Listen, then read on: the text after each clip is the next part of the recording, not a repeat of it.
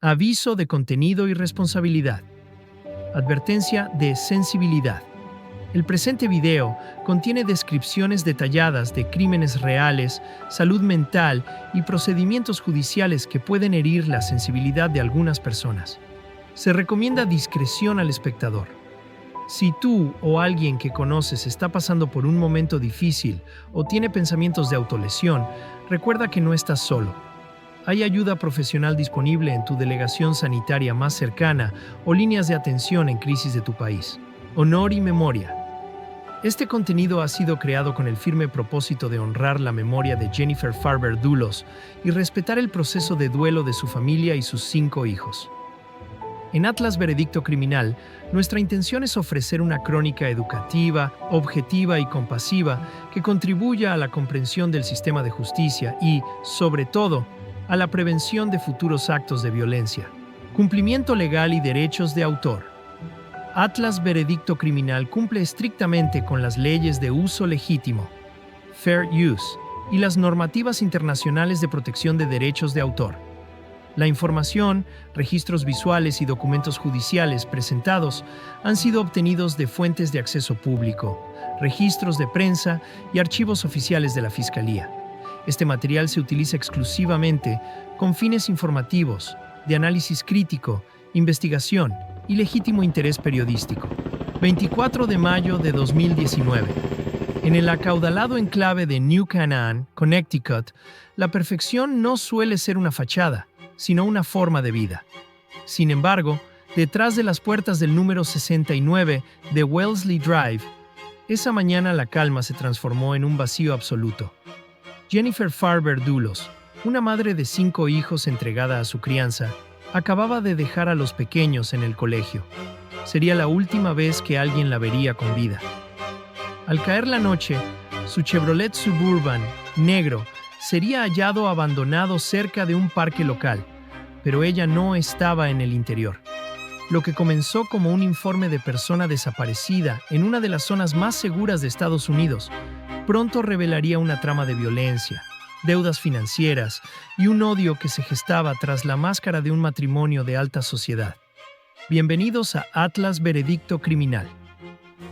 Hoy diseccionamos el caso que paralizó a una nación, la desaparición de Jennifer Dulos y el final trágico de su principal sospechoso. A las 10:30 de la mañana de aquel viernes, el silencio en la casa de Jennifer empezó a resultar ensordecedor. Lauren Almeida, la niñera de la familia y una de las personas más cercanas a ella, comenzó a sentir una inquietud que no podía explicar. Jennifer no respondía a los mensajes. No se presentó a las citas médicas programadas en Nueva York. Según los informes policiales posteriores, Lauren notó detalles que no encajaban. Una taza de té intacta, el coche de Jennifer que no estaba en el garaje, pero sí sus pertenencias personales. La preocupación de Lauren no era infundada. Jennifer estaba inmersa en un divorcio contencioso y extremadamente amargo con su marido, Fotis Dulos, un promotor inmobiliario de origen griego, cuya situación financiera y temperamento se habían vuelto cada vez más volátiles. Para Jennifer, el miedo era una constante. Para la policía, ese miedo estaba a punto de convertirse en una investigación criminal de magnitud estatal. A las 7 de la tarde de ese mismo día, la policía de New Canaan localiza el vehículo de Jennifer. Está estacionado en el borde de Waveney Park, a pocos kilómetros de su hogar. El coche está vacío. No hay signos evidentes de lucha en el exterior, pero el hallazgo no tranquiliza a las autoridades. Al contrario, confirma sus peores temores. De acuerdo con los registros judiciales, la inspección técnica del vehículo y del garaje en Wellesley Drive revela algo siniestro. A pesar de los intentos de limpiar la escena, los peritos forenses encuentran restos de sangre humana. El análisis inicial es devastador. Hay indicios de que alguien sufrió una agresión violenta en ese garaje. La pregunta ya no es dónde está Jennifer, sino si Jennifer sigue con vida. En este punto, los ojos de los investigadores se giran hacia un solo lugar: la mansión de Jefferson Crossing en Farmington, la residencia de su exmarido, Fotis Dulos. Fotis Dulos no era un desconocido para las autoridades, al menos no en el ámbito civil. Su proceso de divorcio acumulaba más de 300 documentos legales. Jennifer le había descrito en las declaraciones judiciales como un hombre peligroso, controlador y capaz de actos de venganza. Mientras Jennifer intentaba reconstruir su vida en New Canaan, Fotis veía cómo su empresa inmobiliaria se hundía bajo el peso de deudas que ascendían a $7 millones. Según los documentos del juicio, Jennifer pertenecía a una familia de inmensa fortuna, y el fin del matrimonio significaba para Fotis no solo la pérdida de sus hijos, sino el cierre definitivo del grifo financiero que sostenía su estilo de vida. La imagen del promotor de éxito era un espejismo. Detrás de sus trajes a medida y su sonrisa mediterránea se escondía un hombre acorralado por la ley y la bancarrota. La investigación dio un giro crítico cuando los detectives analizaron las señales de los teléfonos móviles y las cámaras de vigilancia de la ciudad de Hartford. La tarde de la desaparición, a las 7:15, una camioneta Ford Raptor negra, propiedad de Fotis Dulos, fue detectada recorriendo la avenida Albany. Lo que registraron las cámaras fue escalofriante por su frialdad. El conductor, identificado posteriormente como Fotis, se detenía en múltiples puntos para depositar bolsas de basura en distintos contenedores a lo largo de varios bloques. A su lado, en el asiento del copiloto, viajaba su pareja, Michelle Troconis. La policía no tardó en recuperar algunas de esas bolsas. Lo que encontraron en su interior transformó la búsqueda de una desaparecida en una casa por un asesino. Ropa manchada con el ADN de Jennifer y bridas de plástico con restos biológicos. La evidencia de una limpieza meticulosa estaba ante sus ojos. El 1 de junio de 2019, Fotis Dulos y Michelle Troconis son arrestados. Se les acusa inicialmente de manipulación de pruebas y de obstaculizar la investigación. El estado de Connecticut observa con asombro cómo el caso se vuelve más complejo cada hora. Fotis paga la fianza y sale en libertad, manteniendo una postura de absoluta inocencia frente a los micrófonos de la prensa internacional. Pero los investigadores saben algo que el público aún desconoce. La cantidad de sangre hallada en el garaje de Jennifer sugiere que ella no pudo sobrevivir a la agresión. Sin embargo, hay un problema fundamental para la fiscalía. No hay arma del crimen. No hay testigos directos. Y lo más importante en cualquier caso de asesinato, el cuerpo de Jennifer sigue sin aparecer. Mientras Fotis regresa a su mansión, el misterio se profundiza. ¿Cómo pudo un hombre planificar un crimen así y, a la vez, dejar un rastro tan evidente de basura en una avenida principal? La respuesta se encuentra en los secretos que Fotis aún guardaba bajo llave. It's been a very tough time for the whole family. We're all very worried about Jennifer. How do you think the public looks at you? It depends. I think that the people that do not know me, they probably look at me as a monster. As a monster? Yes. What do you want people watching to know? I want them to know that this is a very, very challenging time for my whole family, and we just have to be patient to get to the other side and see what happens. Do you think you've been treated fairly by the criminal justice system? I do. You do? Yes. I think with the information they had, they did the best they could. And I understand they have tremendous pressure on them. And it's also statistically, when something like this happens, 90 or 95% is the spouse. So I can understand why people feel like this. And your answer to that is? What's the when question? people say, yes, 90% of the time it is the spouse. Well, What's it's your... 90%, it's not 100%. So when people... I'm in the 5 or 10% category. So yeah, because, you know, people automatically say, oh yeah, people say the spouse did it. Mm-hmm. I know, but you know, I know what I've done and I know what I haven't done. So. Para la Policía Estatal de Connecticut, la desaparición de Jennifer no fue un arrebato de ira, sino una ejecución coreografiada. Según los informes de la investigación, la mañana del 24 de mayo, Fotis Dulos no condujo su propio vehículo hacia New Canaan. En su lugar, utilizó una camioneta Toyota Tacoma, perteneciente a uno de sus empleados. La teoría de la fiscalía sugiere un plan casi cinematográfico. Fotis habría conducido hasta un punto cercano a la casa de Jennifer, para luego desplazarse los últimos kilómetros en una bicicleta antigua de montaña, evitando así ser detectado por las cámaras de seguridad que protegían el vecindario. Este detalle, la bicicleta roja que los vecinos recordaban haber visto años atrás en la residencia de los Dulos, se convertiría en un eslabón perdido fundamental. El hombre que construía mansiones de lujo estaba utilizando las sombras de los suburbios para cazar a su propia esposa. El castillo de naipes de Fotis comenzó a tambalearse debido a un error de cálculo: la lealtad de sus empleados. Powell Gumieni, un trabajador de confianza de la empresa de Fotis, se convirtió involuntariamente en una pieza clave. Según los registros judiciales, Fotis le insistió repetidamente para que cambiara los asientos de su camioneta Toyota, la misma que Fotis había tomado prestada el día de la desaparición. Gumieni, sospechando que algo iba terriblemente mal, conservó los asientos originales. Cuando la policía los analizó, el hallazgo fue inequívoco: restos de sangre que contenían el ADN de Jennifer Dulos. Fotis no solo había intentado incriminar a un tercero, sino que había subestimado la decencia de un hombre que se negó a ser su cómplice en el silencio. En el centro de esta tormenta se encontraba Michelle Troconis, la pareja sentimental de Fotis. Los investigadores descubrieron en la residencia de Jefferson Crossing lo que denominaron como guiones de coartada. Eran hojas de papel escritas a mano donde Fotis y Michelle habían detallado minuto a minuto qué se supone que estaban haciendo el día de la desaparición. Sin embargo, los documentos del juicio indican que estos guiones estaban plagados de inconsistencias. Michelle, bajo una presión asfixiante, cambió su versión de los hechos hasta en 3 ocasiones durante los interrogatorios.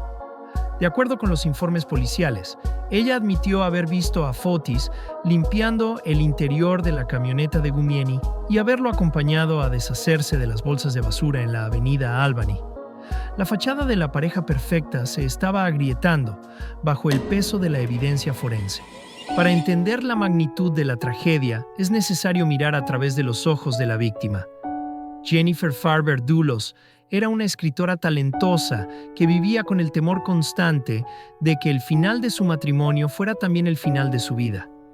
En sus escritos personales, Jennifer expresaba: "Sé que es capaz de cualquier cosa". Los documentos del proceso de divorcio revelan que Fotis había amenazado con llevarse a los niños a Grecia y que mostraba comportamientos sociopáticos. Mientras ella buscaba refugio en New Canaan, protegida por una niñera y un sistema de seguridad, Fotis la veía como un obstáculo financiero y legal. El divorcio no era solo una separación de bienes, era una guerra de desgaste donde Fotis Dulos no estaba dispuesto a aceptar la derrota. A pesar de las detenciones y las pruebas biológicas, el paradero de Jennifer seguía siendo el mayor enigma. En el verano de 2019, la búsqueda se intensificó en las numerosas propiedades que la empresa de Fotis, Ford Group, tenía en desarrollo. Los investigadores excavaron terrenos, drenaron pozos sépticos y rastrearon cientos de hectáreas de bosque. Cada pista parecía llevar a un callejón sin salida. La teoría de que Jennifer pudo haber sido depositada en un lugar de difícil acceso o procesada de alguna forma macabra empezó a ganar peso. La frustración policial era palpable. Tenían al principal sospechoso, tenían el ADN, tenían el motivo, pero les faltaba la prueba definitiva para presentar un cargo de asesinato ante un gran jurado. 7 de enero de 2020. 7 meses después de la desaparición, el estado de Connecticut decide que tiene pruebas suficientes. Fotis Dulos es arrestado en su casa de Farmington y por primera vez se le acusa formalmente de asesinato bajo circunstancias especiales y secuestro. Junto a él, Michelle Troconis y un abogado cercano a Fotis, Kent Mawhinney, son acusados de conspiración para cometer asesinato. La fianza se fija en $6 millones. Para Fotis, el muro de silencio que había intentado construir se ha derrumbado. Está acorralado, sin fondos y con la posibilidad de pasar el resto de su vida en prisión. Pero justo cuando la justicia parecía haber tomado las riendas, un evento inesperado estaba a punto de cambiar el curso de la historia para siempre. 3 semanas después de su arresto por asesinato, Fotis Dulos debía presentarse en el tribunal para una audiencia de fianza de emergencia. Pero esa mañana, mientras los guardias esperaban en la puerta de su mansión, Fotis no salía. Cuando finalmente entraron, lo que encontraron en el garaje de Jefferson Crossing no fue a un hombre dispuesto a luchar por su inocencia, sino la escena final de un hombre que se negaba a rendir cuentas ante la ley. El caso estaba a punto de dar su giro más oscuro y definitivo. 28 de enero de 2020. Fotis Dulos debía personarse en el tribunal de Stamford a las 11 de la mañana para una vista crucial sobre su fianza. Su libertad estaba en la cuerda floja, ya que la compañía aseguradora cuestionaba las garantías de su fianza de $6 millones. Sin embargo, en la mansión de Farmington, el movimiento habitual de la mañana se había detenido. Los agentes de policía enviados para realizar un control de bienestar tras su incomparecencia encontraron la casa sumida en un silencio sepulcral. Según los informes policiales, al asomarse por las ventanas del garaje, los oficiales divisaron una escena que detendría el corazón de la investigación. El Chevrolet Suburban de Fotis estaba en marcha, con el interior inundado de gases de escape. Los agentes forzaron la entrada y sacaron el cuerpo inerte de Fotis Dulos al exterior. En un intento desesperado por salvar la vida del principal sospechoso de un asesinato sin resolver, los paramédicos trabajaron sobre él durante más de 30 minutos antes de detectar un pulso débil. Fue trasladado inicialmente al Hospital Yukon y posteriormente en helicóptero al Centro Médico Jacobi en el Bronx, para recibir tratamiento en una cámara hiperbárica por intoxicación severa por monóxido de carbono. Para la familia de Jennifer, este no era un acto de arrepentimiento, sino el último intento de Fotis por dictar los términos de su propio final y evitar, una vez más, enfrentarse a la verdad en una sala de justicia. Dentro del vehículo, los investigadores hallaron lo que Fotis pretendía que fuera su última palabra. Una nota escrita a mano donde, con una frialdad asombrosa, mantenía su inocencia hasta el último suspiro. De acuerdo con los informes de la cadena CNN y los registros del tribunal, la nota decía: «Me niego a pasar ni una hora más en la cárcel por algo con lo que no tengo nada que ver». En el escrito no había ni una sola mención al paradero de Jennifer, ni una pizca de remordimiento por el dolor causado a sus 5 hijos. Para los psiquiatras forenses, la nota era el epítome del narcisismo. Un hombre que prefería la muerte antes que la pérdida de control sobre su imagen pública. La muerte de Fotis Dulos creó un vacío legal sin precedentes en el caso. Según las leyes de Connecticut, al fallecer el acusado antes de ser juzgado, el caso penal en su contra debe ser sobreseído. La fiscalía se vio obligada a retirar los cargos de asesinato, lo que técnicamente significa que Fotis murió bajo la presunción de inocencia, a pesar de la montaña de pruebas forenses en su contra. Para los investigadores, esto fue un golpe devastador. Habían trabajado miles de horas para construir un caso sólido, solo para ver cómo el sospechoso escapaba a través de la única puerta que la ley no puede cerrar. Con el principal sospechoso fuera de la ecuación, la presión pública y judicial se concentró en una sola persona: Michelle Troconis. La fiscalía sostenía que era imposible que ella no supiera lo que estaba ocurriendo. De acuerdo con los documentos del juicio, Michelle fue grabada por cámaras de seguridad mientras Fotis se deshacía de las pruebas en Hartford. Aunque su defensa argumentó que ella simplemente confiaba en su pareja y desconocía el contenido de las bolsas de basura, los fiscales presentaron una narrativa diferente, la de una cómplice necesaria que ayudó a limpiar la escena y a proporcionar una coartada falsa. Para el estado de Connecticut, Michelle no era una víctima de las circunstancias, sino una pieza activa en el mecanismo de ocultación del crimen. Mientras la opinión pública y los medios de comunicación sentenciaban a Fotis Dulos como un presunto asesino, en la periferia de este drama surgía una figura cuya lealtad desafiaría cualquier lógica convencional. Se trata de Anna Curry. Antigua colega y descrita en documentos oficiales como su mejor amiga, Anna no fue una espectadora más. Ella se convirtió en el último bastión de apoyo para un hombre que el mundo ya había condenado. Su compromiso no fue solo emocional, sino profundamente material. En un giro que volvió a ponerla bajo los reflectores en 2024, una demanda judicial reveló la magnitud de su sacrificio. Curry entregó $147,000 en efectivo para sostener la millonaria fianza de $6 millones impuesta a Fotis, un patrimonio personal puesto en juego por una causa que muchos consideraban perdida. Sin embargo, el reloj avanzaba en contra de ambos. El día del fatídico incidente de Fotis Dulos no fue una coincidencia del destino. Aquella mañana se había convocado una audiencia de emergencia. La empresa de fianzas, movida por la sospecha, cuestionaba si las propiedades de Dulos tenían el valor real para cubrir el riesgo de su libertad. La presión era asfixiante. El muro legal comenzaba a desmoronarse definitivamente. Ese 28 de enero, Anna estaba allí, en la intimidad de la casa. Salió apenas unos minutos para comprar comida, intentando mantener una normalidad imposible. Al regresar, se encontró de frente con el caos y la tragedia. Hoy, Anna Curry no solo carga con la pérdida de un amigo cercano, se encuentra atrapada en una extenuante batalla legal para recuperar su dinero, alegando que fue engañada por una fianza que nació inestable. Una víctima colateral más en este rastro de desolación que parece no tener fin. El legado de Jennifer comenzaba a transformarse en algo más grande. Sus 5 hijos quedaron bajo la custodia de su abuela materna, Gloria Farber, quien se convirtió en el pilar de estabilidad en medio del caos. Pero la desaparición de Jennifer no cayó en el olvido. Su caso impulsó cambios legislativos en Connecticut, dando lugar a la conocida como Ley de Jennifer, diseñada para expandir la definición de violencia doméstica y proteger a las víctimas del control coercitivo. El estado de Connecticut ya no buscaba solo a una mujer desaparecida. Buscaba justicia para todas aquellas que vivían en el mismo terror silencioso que Jennifer sufrió durante años.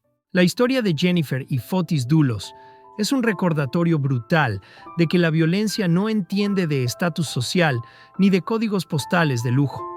Fotis Dulos eligió el silencio eterno, pero las pruebas que dejó atrás hablan con una claridad atronadora. Aunque el juicio de Michelle Troconis marcaría un nuevo capítulo en esta búsqueda de responsabilidades, la esencia de este caso reside en la pérdida de una mujer que solo quería una vida segura para sus hijos. Al final, el veredicto no se escribe solo en los tribunales, sino en la memoria de una comunidad que se niega a olvidar. Jennifer Dulos desapareció de la faz de la tierra, pero su voz, a través de las leyes que hoy llevan su nombre, sigue resonando para proteger a quienes aún están a tiempo. El caso de la desaparición de Jennifer Dulos permanece como una de las crónicas más oscuras y complejas del true crime moderno. Justicia para Jennifer, por siempre. Más allá de los titulares y de un proceso judicial que quedó inconcluso tras el trágico final de Fotis Dulos, queda un vacío que ninguna sentencia podrá llenar. En el centro de este mapa de justicia que hoy hemos trazado está Jennifer, una madre y una mujer cuya voz fue silenciada, pero cuya historia nos negamos a olvidar. En Atlas Veredicto Criminal, nuestra misión es transitar ese difícil camino desde el lugar de los hechos hasta el tribunal, bajo la luz de la objetividad y la compasión. Analizamos la mente criminal y las fallas del sistema, buscando entender el pasado para prevenir futuras tragedias. Hoy honramos la memoria de Jennifer Farber Dulos y enviamos nuestro respeto a sus 5 hijos. Ellos son el verdadero núcleo de este análisis. Si crees en una justicia que comprende y recuerda, suscríbete y acompáñanos en nuestro próximo caso, manteniendo siempre el rigor que las víctimas merecen.